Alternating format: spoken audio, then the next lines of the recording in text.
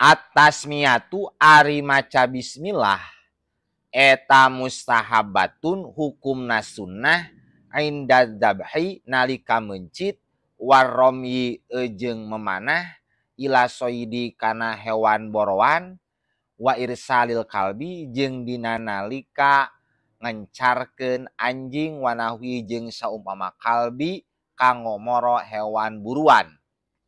Jadi maca bismillah nalika mencit eta teh hukumna sunnah lain wajib.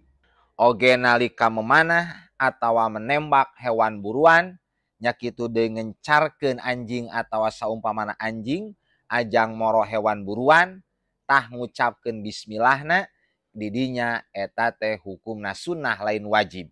Matak falawatarakaha amdan lamun masih jalma ninggalkeun tasmiyah, ninggalkeun maca bismillah ketika mencit, ninggalkeunana mah rek amdan secara disengaja, aw sahwan atawa poho, halat mangka halal naon adzabihatu pepencitanana. Jadi nu ngaranna mencit meskipun teu maca bismillah, mencitna sah-sah bae asalkan nu mencitna muslim.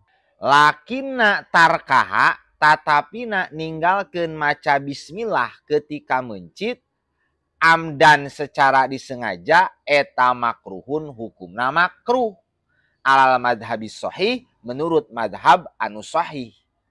Ngan karohata tanzihin makruhna hanya sekedar makruh tanzih, la tahrim lain makruh tahrim. Jadi kesimpulanana maca bismillah ketika mencit, ketika memanah, atawa berburu dengan alat naon bae, atawa ketika ngencarkeun anjing, atawa naon bae hewan, ajang moro hewan buruan, nalika keur mencitna, keur ngencarkeunana, keur ngabesatkeun anak panahna, henteu maca bismillah teu nanaon. Da hukumna hanya sekedar sunnah. Meskipun teu maca bismillah, pepencitanana sah-sah bae. Ngan lamun ngahaja ninggalkeun maca bismillah, eta hukumna makruh.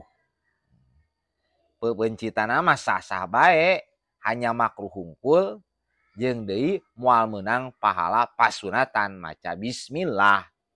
Maca tasmiyahna erek bismillah sakitu wungkul ogenan cukup atawa rek disampurnakeun sakumplitna macana bismillahirrahmanirrahim mangga kitu langkung sampurna saur dina kitab Fathul Qorib.